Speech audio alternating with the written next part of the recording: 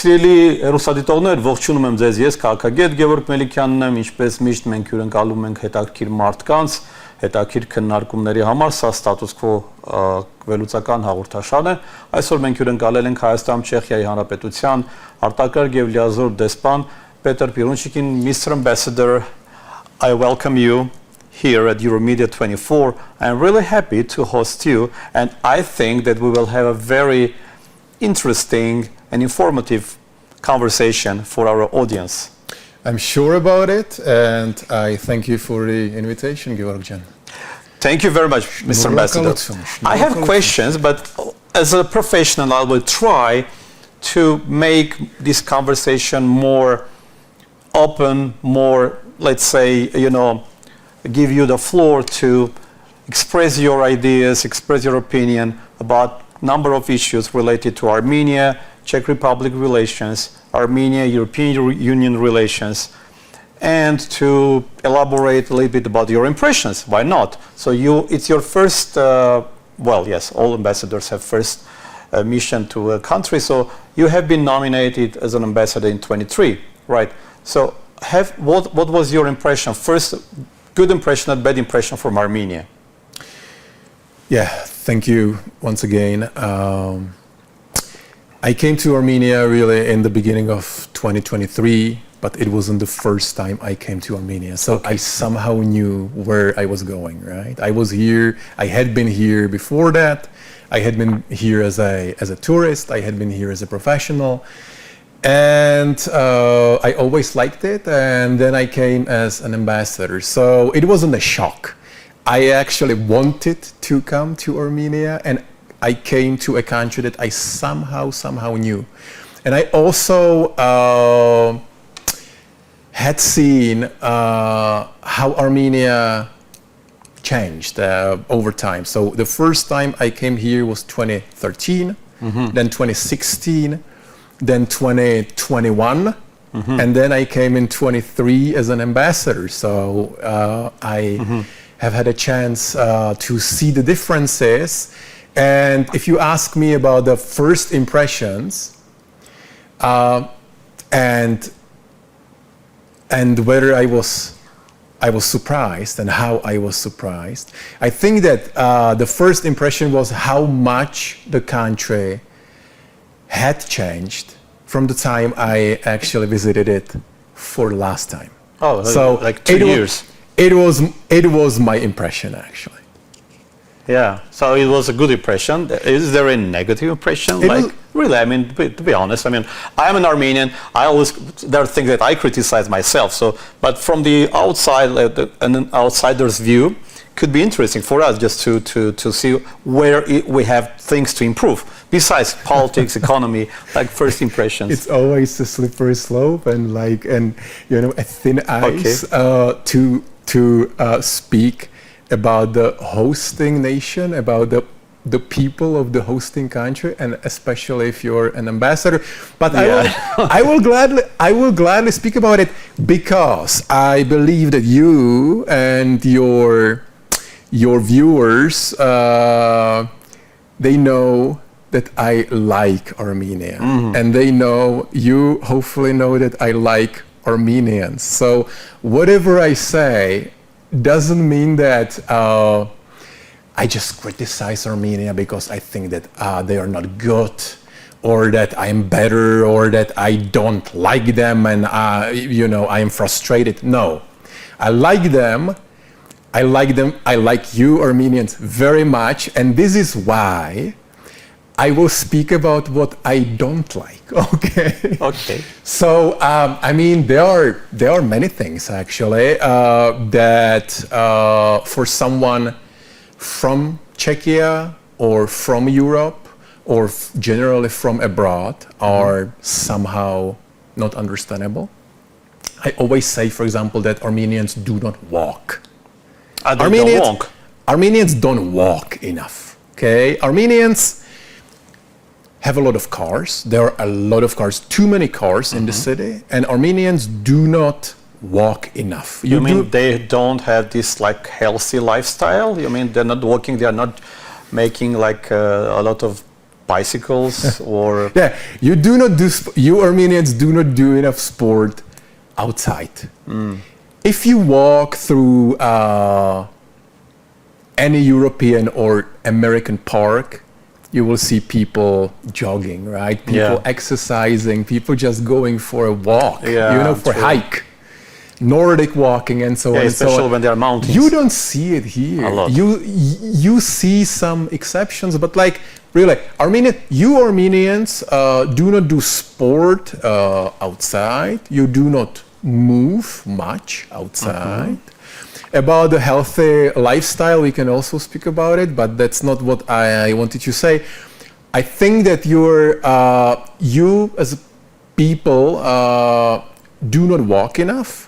You have too many cars, and you use the cars. You use the cars very similarly, like Americans do.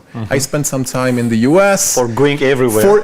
You go to a shop, and instead of walking that 1 or 2 kilometers, you just take the car. I am not driving, Mr. Ambassador, so I know what are you talking about because it makes me to walk a lot. Yeah. So you know. Very good, and I am very glad to hear that. Actually, I do not know many Armenians who do not own a car. I see that there are Armenians who have several cars, actually, and I see that the fact that Armenians do not walk much has some consequences in the infrastructure, right? So, for example, one difference from a European city that you noticed the first day is that there are not enough children in prams in the streets. Yeah. There are not enough prams. There are so many prams in Prague or other cities, but there are almost no prams in an Armenian city. Why? Because it is difficult to drive a pram, right? To just. What do you mean by prime? A pram, like the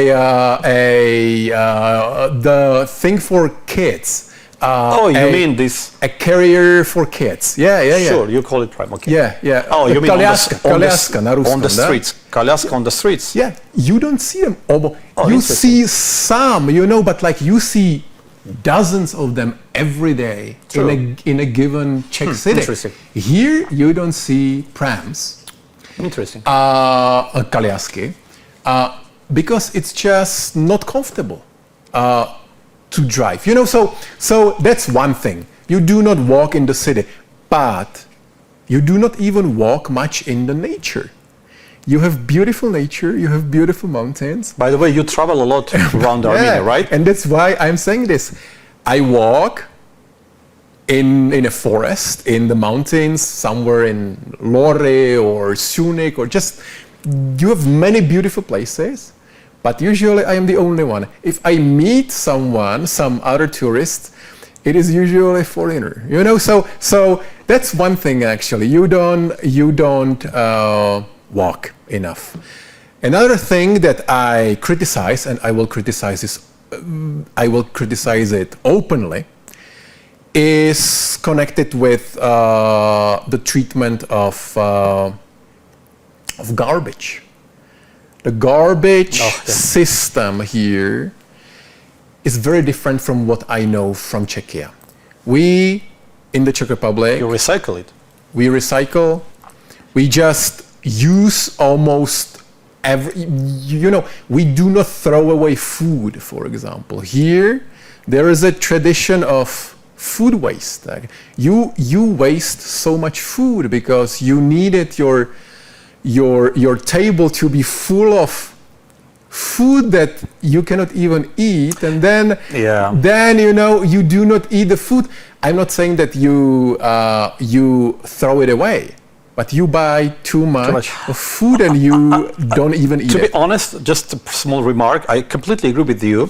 Just to let you know why it is like that, is not to justify, because I completely agree that food should not be wasted like that.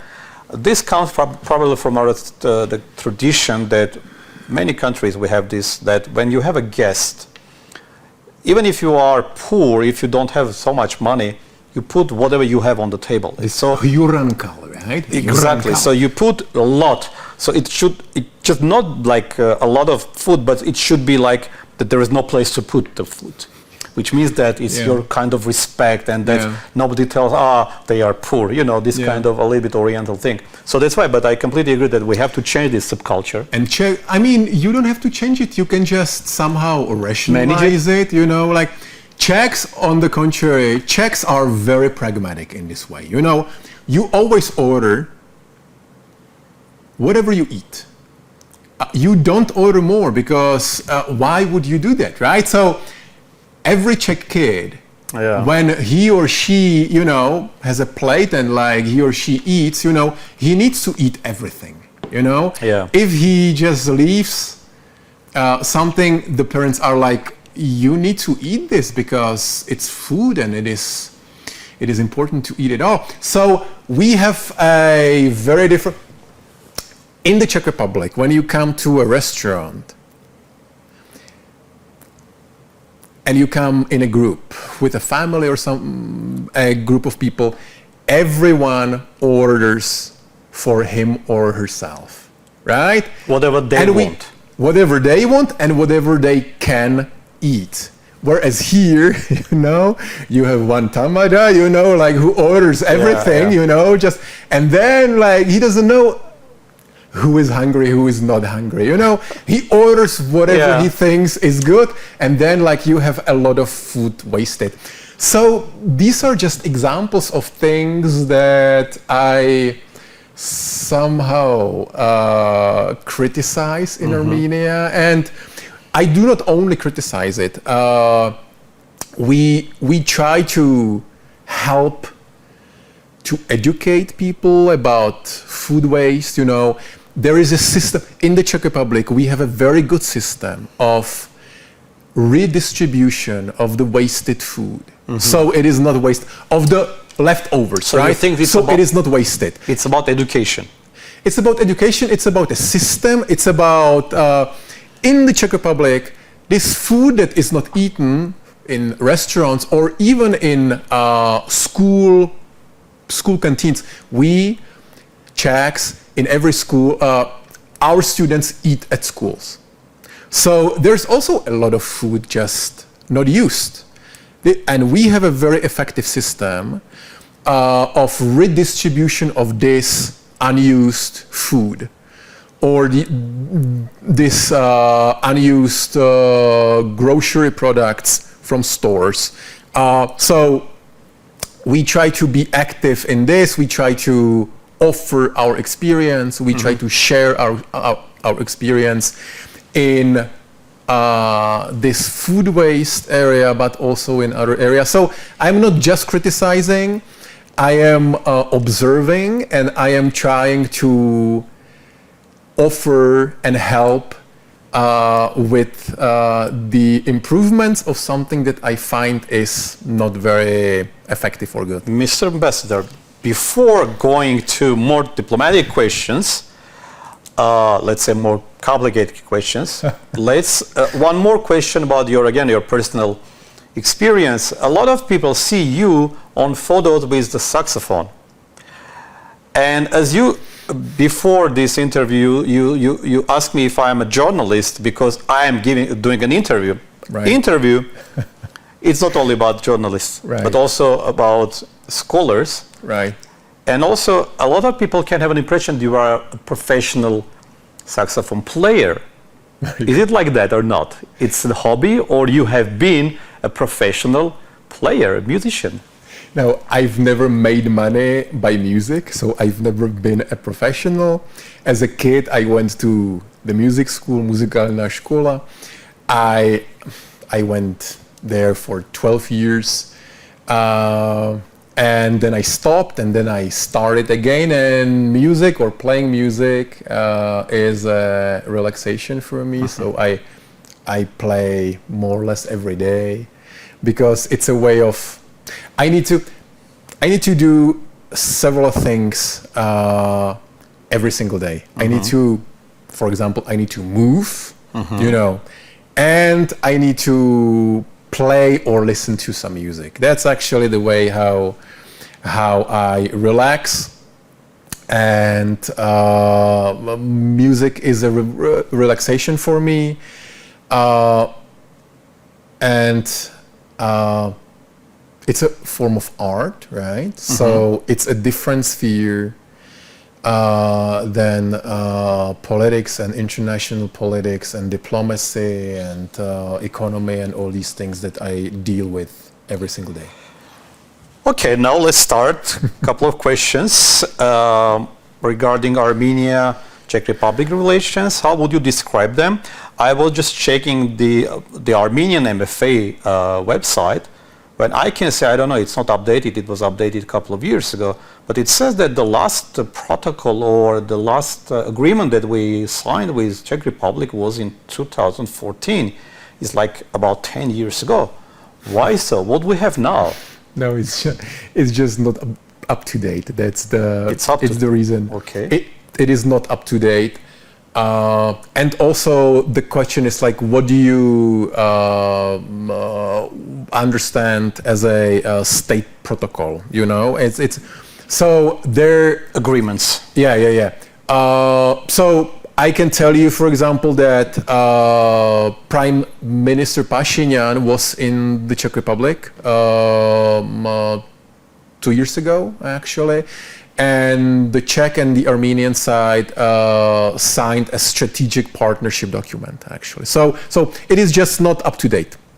It was a memorandum, or it was a strategic, what kind of document? It was even like a joint presidential document on strategic partnership, actually. What does it imply, like? It's a very general, broad document saying the main principles that our partnership is based on, and somehow looking into the future. You know, so it's a typical example of a strategic partnership on the very highest level. Actually, it was signed in June, in May 2023. Another important document that was signed not too long ago was the agreement on cooperation between the defense ministries. You know, that it took some time in order to ratify that agreement, but it is already ratified, and it serves as a base for the cooperation in the sphere of defense. And like education training or like material based? Both. Yeah. I cannot, of course, disclose like everything, but we have experience sharing, we have trainings, education, yes. But also the Czech Republic is an important industrial country, and we have a very strong defense industry, arm industry. So there are deals about the supplies of the military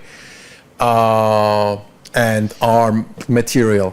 And another example that comes to my mind, I do not have a list of, as you see, I don't have a list of agreements signed in the past 5 years, let's say, but another example, it's a rather particular example. Last year, we Czechs and you Armenians signed this time it was a memorandum on cooperation between the national museums. Okay, so this Friday, by accident, or by not by accident, by coincidence, the Director General of the Czech National Museum is coming to Armenia. We had an exhibition, a Czech exhibition last year in the Armenian Historical Museum, and we are working on an Armenian exhibition in the Czech Republic. So there certainly are documents that have been signed in the past 5 years, and I just so you are listed a few of them. Are you satisfied with the level of interaction between our two countries? I mean, there's a lot to do always. What kind of projects or initiatives you have for Armenia, and in what areas especially? Yeah. Every ambassador will tell you that the level of or the quality of relationship between the country he represents and the country where the host country he works, the hosting country, that it's the best that has ever been, and it is unprecedented. And so I will of course say the same. Okay. If you look at the numbers of foreign trade, if you look at the numbers of like contacts between the politicians or state representatives, if you look at the numbers of tourists, both to the Czech Republic but also from the Czech Republic, and if you look at other criteria, the relationship between Czechia and Armenia is really at the highest point. However, there is a big potential, I think. I must say that there's still potential, especially in some areas. In trade. In trade and economy, this is actually one of the areas where I think that there is a lot of potential, actually, still. However, because I'm trying to be serious, and I try to be open.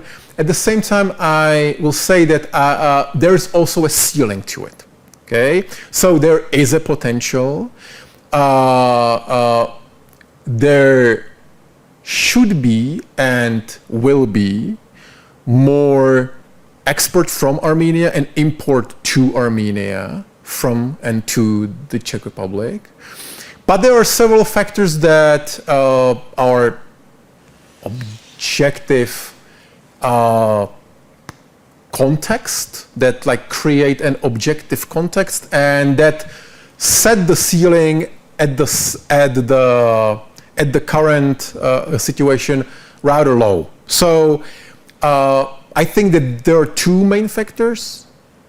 One of the factor is about the image of Armenia. Unfortunately, if you say Armenia in the Czech Republic, but in other European countries,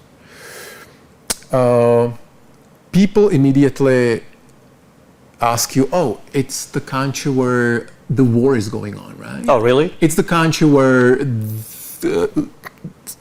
there's fighting and it is not very safe, right? I mean, there is this image, first impression, obvious reasons. There is this image of Armenia being an unsafe country. You know, I always tell them that's not really true. Actually, it's a safe country. You need to be cautious in some regions, but if you're in Yerevan, if you're in most areas in Armenia, it has been a very safe country, actually. But there is this image that, of course, stems from some experience.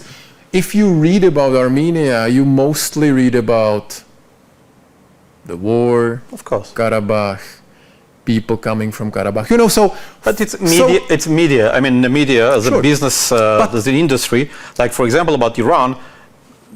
People all know only bad things. They don't know good things about Iran or Israel, probably. You know, it's always politicized, unfortunately. Sure, but it is how it works, and people, you know, people are not experts in Armenia, or people are not experts in Iran.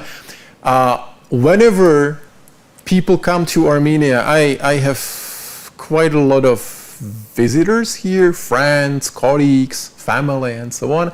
Whenever they come here, they are like, oh, I don't know much about Armenia. I'm curious. I came because of you, and I'm interested in learning more.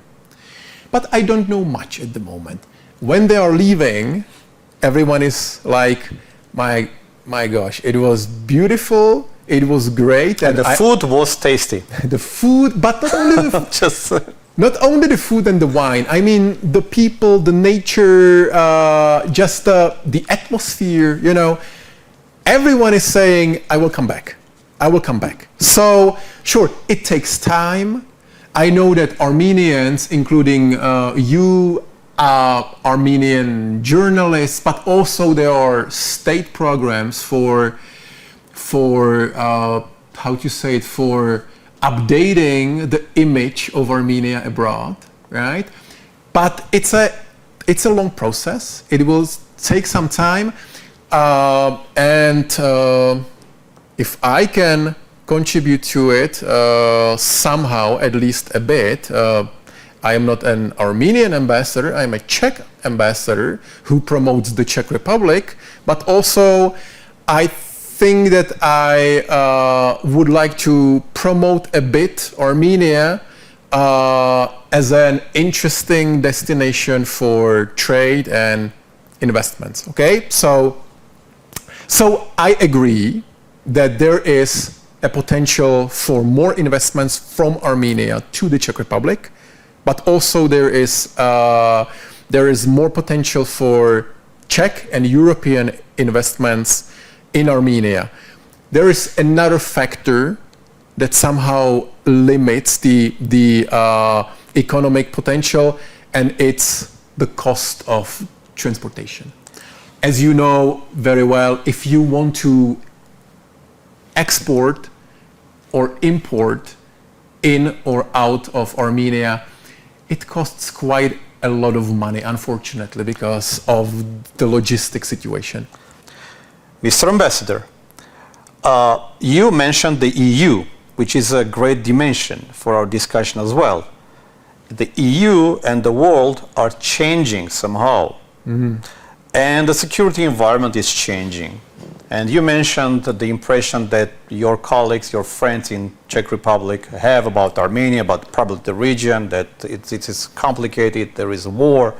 So how do you see the EU involvement in making peace in the region?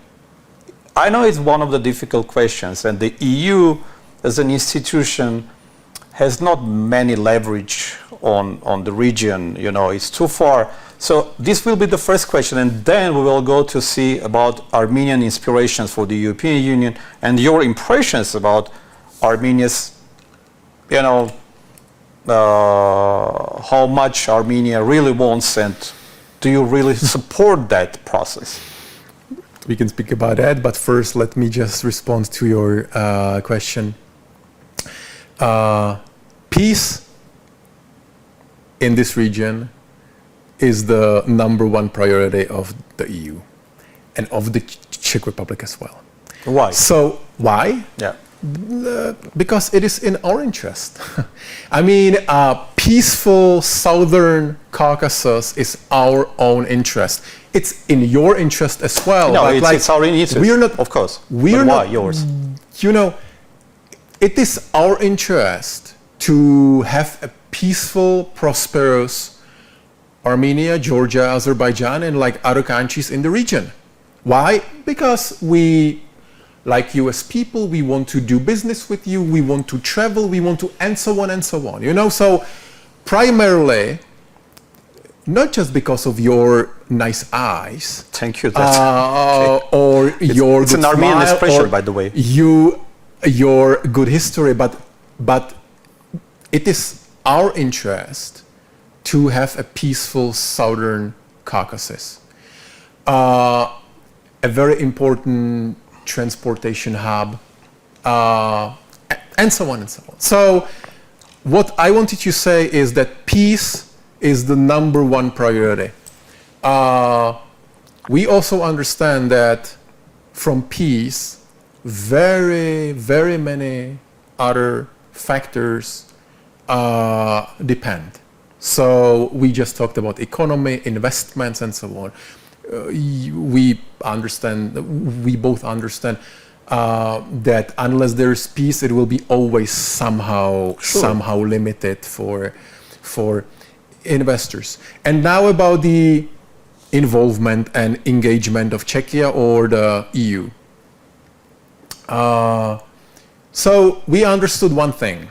We understood that without a direct agreement, without direct contact, without a direct deal between the Armenians and the Azeris, there will be no sustainable and stable peace in this region. So we as the EU have offered our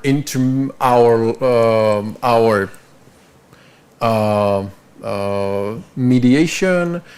You know that there have been several meetings between the leaders of two countries and the representatives of the EU, and we are still ready to help and to support the direct contact and the deal between the two countries directly. Okay, that's actually something that we cannot really do more than just to support and offer our support for a direct deal. Okay, now we can speak about at what stage this direct deal is, but this is actually what the EU has always stressed. We are interested in peace, and the peace needs to be struck by Armenia and Azerbaijan directly. And the second question was about the Armenia's EU aspirations. So it's kind of very, I would say, there is a kind of paradox in what Armenia wants. On the one hand, it says about European integration, and it lasts like many years, starting from probably the European Eastern Partnership program, even before that. On the other hand, Armenia is part of Russia-led projects like CSTO, like Eurasian Economic Union, like CIS.